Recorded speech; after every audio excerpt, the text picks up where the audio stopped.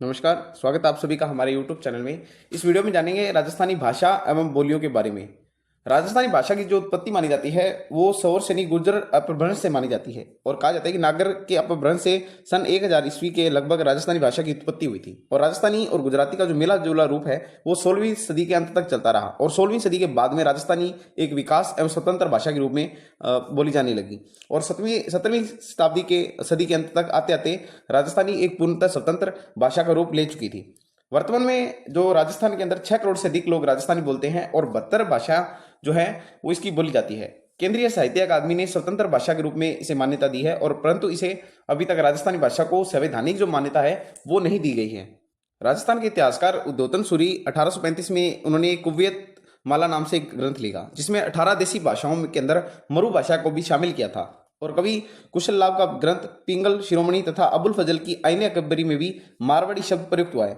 राजस्थानी बोलियों का जो प्रथम वर्णात्मक दर्शक है जो 1907 से 1908 के बीच में सर जॉर्ज अब्राहम गिरसन ने अपने आधुनिक भारतीय भाषा विषयक विश्वकोश जिसे लिंग्विस्टिक सर्वे ऑफ इंडिया के 2 खंडों में प्रकाशित किया था। यहाँ की भाषा के लिए राजस्थानी शब्द का प्रयोग भी किया था। उन्होंने राजस्थानी भाषा की 4 उपशाखाएं बताई है। कितनी भाषाएं बताई है? 4 उपशाखाएं बताई है जॉर्ज अब्राहम गिरसन ने। किसमें? Linguistic survey of India. 4 उपभाषाएं कौन सी है? जैसे पश्चिमी राजस्थान, इसके अंदर मारवाड़ी, मेवाड़ी, बागड़ी, शेखावटी। मध्य पूर्वी राजस्थानी के अंदर क्या है? ढूंढाड़ी और हाड़ौती। उत्तरी पूर्वी के अंदर क्या है? मेवाती और अहिरवाटी। दक्षिणी पूर्वी में क्या है? मालवी और निमाड़ी। ऐतिहासिक विश्लेषण के आधार पर सन 1914 से 16 तक इटली के विद्वान एलपी तोसी ने इंडियन एंटीक्विटी पत्रिका के अंकों में वर्णन से राजस्थानी उत्पत्ति और विकास पर अभूतपूर्व प्रकाश पड़ा था। गिरीशन टेस्टितोरी, प्रोफेसर नरोत्तम लाल स्वामी, हीरालाल माहेश्वरी, मोतीलाल मिनारिया, डॉक्टर हिरेंद्र वर्मा और डॉक्टर श्याम सुंदर ने राजस्थानी भाषा का वर्गीकरण किया है। पहली जो भाषा है वो डिंगल और पिंगल है। ये राजस्थानी साहित्य की प्रमुख शैलियां हैं। डिंगल शब्द का प्रयोग जो है और राजस्थान के प्रसिद्ध कवि आसिया बांकीदास ने अपनी रचना कुकवित तीसी में 1871 के अंदर किया था। डिंगल पश्चिमी राजस्थानी मारवाड़ी का साहित्यिक रूप है और ये वीर रसात्मक साहित्य माना जाता है और इसका जो विकास है वो गुर्जरी अपभ्रंश से माना जाता है और अधिकांश साहित्य इसके अंदर चारण कवियों द्वारा लिखी गए हैं। राजरूपक अचलदास खिची वचनिका, राठौड़ रतन सिंह की वचनिका, राव जेतश्री रोचंद, रुक्मणी हरण, नागदमन, संगतरासो, ढोला मारूरा दुहा, ये सभी डिंगल शैली के प्रमुख ग्रंथ माने जाते हैं। पिंगल शैली की बात करें तो ये ब्रज भाषा व पूर्वी राजस्थान का साहित्यिक रूप है। इसके अंदर जैसे भाटों ने सर्वाधिक, भाट जाति के जो कवि होते हैं उन्होंने सर्वाधिक इसमें लिखा है। सोरसनी अपभ्रंश से ये विकसित है। डिंगल तो गुर्जरी अपभ्रंश से है और पिंगल जो है वो सोरसनी अपभ्रंश से विकसित है। इसके अंदर पृथ्वीराज रासो, रतन रासो, खुमान रासो, वंश भास्कर मुख्य ग्रंथ ये पिंगल शैली के पाए जाते हैं। और डिंगल शैली के आपको बताया रूप राजरूपक, अचलदास खिचरी वचनिका, राठौर रतन सिंह की वचनिका, राव जेत सिरोचंद, ये सभी डिंगल के हैं। अब बात करते हैं राजस्थानी बोलियों का वर्गीकरण। जॉर्ज अब्राहम गिरसन का जो वर्गीकरण है उन्होंने राजस्थान को 5 भागों में बोलियों को बांटा है। पहली जो बोली है वो पश्चिमी राजस्थान है। इसके अंदर मारवाड़ी व उसकी उपबोलियां शामिल है। नेक्स्ट है उत्तरी पूर्वी राजस्थानी, इसमें मेवाती और अहिरवाटी को शामिल किया गया है। तीसरी है मध्य पूर्वी राजस्थानी, इसके अंदर ढूंढाड़ी तथा इसकी उपबोलियों को शामिल किया गया है। दक्षिणी पूर्वी के अंदर मालवी और रागड़ी और दक्षिणी राजस्थान में निमाड़ी बोली जाती है। पिछली स्लाइड में हमने जो वर्गीकरण देखा था वो जॉन अब्राहम गिरसन का देखा था और अब जानते हैं एलपी टेस्टिटोरी का वर्गीकरण। इटली के इस विद्वान ने सन 1914 से सन 1919 के अंदर मध्य बीकानेर के दरबार में रहकर चारण तथा भाट साहित्य का अध्ययन किया था। एलपी टेस्टिटोरी ने राजस्थानी बोलियों को 2 भागों में बांटा था। पहली है पश्चिमी राजस्थानी और दूसरी है पूर्वी राजस्थानी। अब बात करते हैं नरोत्तम लाल स्वामी की। इन्होंने बोलियों को 4 वर्गों में बांटा। पहली है राजस्थानी, मारवाड़ी कहा जाता है। पूर्वी राजस्थानी ढूंढाड़ी, उत्तरी राजस्थानी मेवाती कहा जाता है। दक्षिणी राजस्थानी मालवी कहा जाता है। मोतीलाल मिनारिया का जो वर्गीकरण है, इनका जो वर्गीकरण है वो वर्तमान के अंदर सर्वाधिक मान्य माना जाता है। इन्होंने 5 बोलियों का वर्गीकरण किया है राजस्थानी भाषा का। मारवाड़ी, मालवी, ढूंढाड़ी, मेवाती, बागड़ी। तो ये 5 बोलियां मोतीलाल मिनारिया का वर्गीकरण जो है सर्वाधिक मान्य रूप से राजस्थान में प्रचलित है। अब चलो जानते हैं इन सभी के बारे में।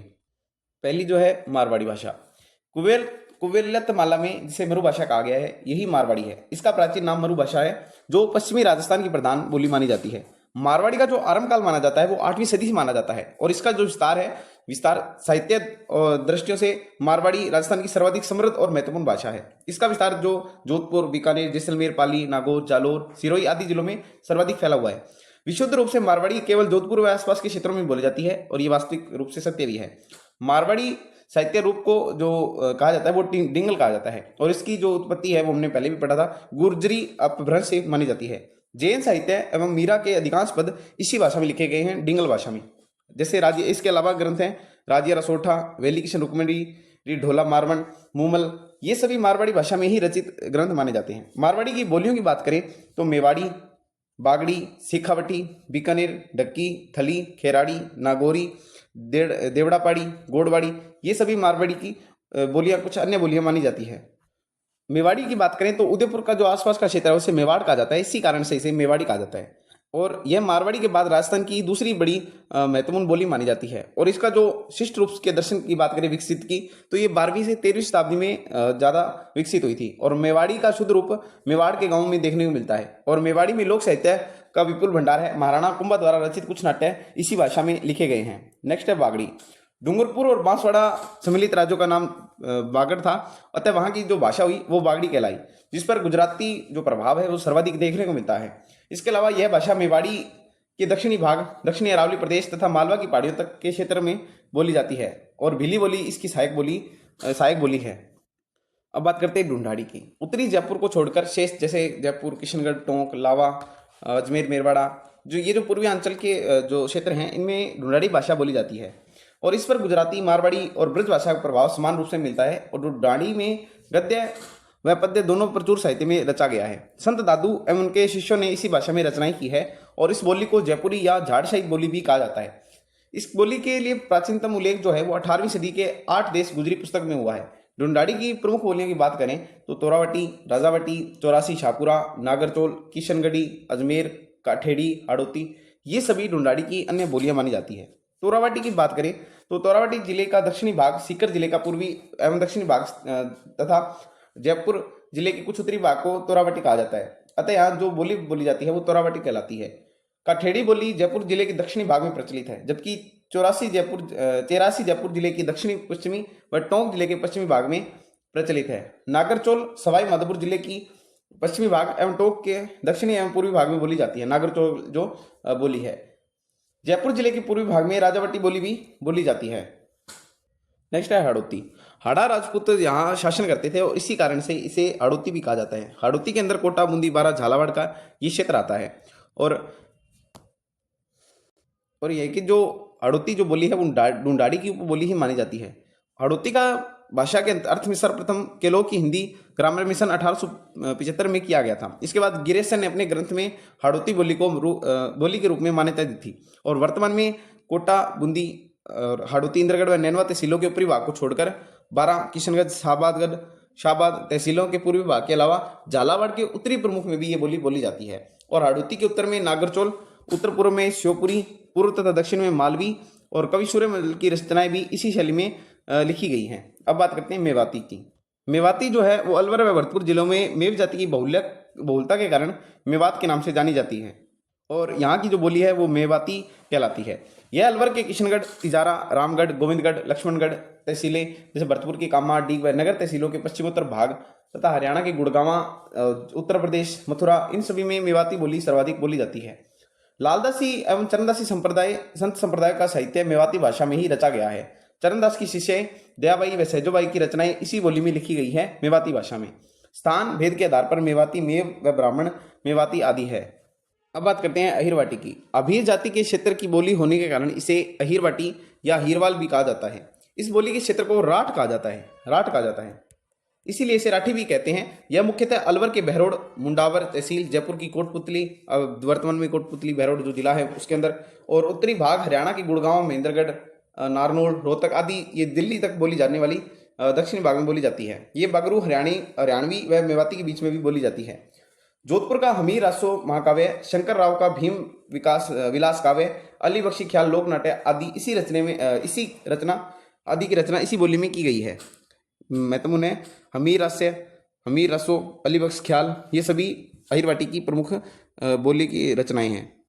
अब बात करते हैं मालवी की। यह मालवा क्षेत्र में बोली जाने वाली भाषा है। इस बोली में मारवाड़ी व ढूंढाड़ी दोनों की विशेषताएं पाई जाती है। कहीं कहीं पर मराठी का प्रभाव भी छलकता है। मालवी व कर्णप्रिय एवं कोमल भाषा है। इस बोली को रागड़ी रूप का कुछ कर्कश है जो मालवा के राजपूतों की बोली मानी जाती है। निमाड़ी की बात करें तो इसे मालवी की उपबोली कहा जाता है। निमाड़ी को मालवी की उपबोली कहा जाता है और निमाड़ी को दक्षिणी राजस्थानी भी कहा जाता है। इस पर गुजरात, भीली व खानदेशी का प्रभाव सर्वाधिक देखने को मिलता है। खेराड़ी की बात करें तो ये बूंदी शाहपुरा जो एरिया है उसके अंदर सर्वाधिक बोली जाती है, जो मेवाड़ी, ढूंढाड़ी व हाड़ौती का मिश्रण मानी जाती है। रागड़ी की बात करें तो मालवा के राजपूतों में मालवी व मारवाड़ी के मिश्रण से बनी रागड़ी बोली भी प्रचलित है। ये मारवाड़ी और मालवी से मिश्रण है इसका, तो इसे रागड़ी कहा जाता है। जैसे शेखावटी की बात करें तो मारवाड़ी की उपबोली शेखावटी राज्य के शेखावटी क्षेत्र सीकर, झुंझुनू, चूरू जिले के कुछ क्षेत्रों में बोली जाती है, जिस पर मारवाड़ी व ढूंढाड़ी का पर्याप्त प्रभाव दृष्टिगोचर होता है। अब बात करते हैं गोडवारी की। जालौर जिले के आहोर तहसील के पूर्वी भाग में स्थित होकर बालीपाली में बोली जाने वाली यह मारवाड़ी उपबोली गोडवारी कहलाती है और बिसलदेव रासो इसी भाषा में लिखा गया है। ये जो आहोर है यहाँ पर सुंदा माता जो जिनका मंदिर भीनमाल जालौर के अंदर है, सुंदा माता का जो मंदिर है भीनमाल के अंदर, वहाँ पर माता का सिर है और जहाँ पर ये आहोर है यहाँ पर माता की कहा जाता है कि धड़ है, तो धड़ की पूजा की जाती है यहाँ पर। देवड़वाटी की बात करें तो यह भी मारवाड़ी की उपबोली है जो सिरोही क्षेत्र में बोली जाती है और इसका जो दूसरा नाम है भी सिरोही है, देवड़ावाटी या देवड़वाटी भी कहा जाता है। तो ये थी राजस्थान की भाषा और बोलियां। उम्मीद करते हैं कि आपको ये वीडियो अच्छी लगी होगी। हमारे चैनल को सब्सक्राइब कीजिए और ज़्यादा से ज़्यादा इसे शेयर कीजिए। मिलते हैं नेक्स्ट वीडियो में, तब तक के लिए धन्यवाद।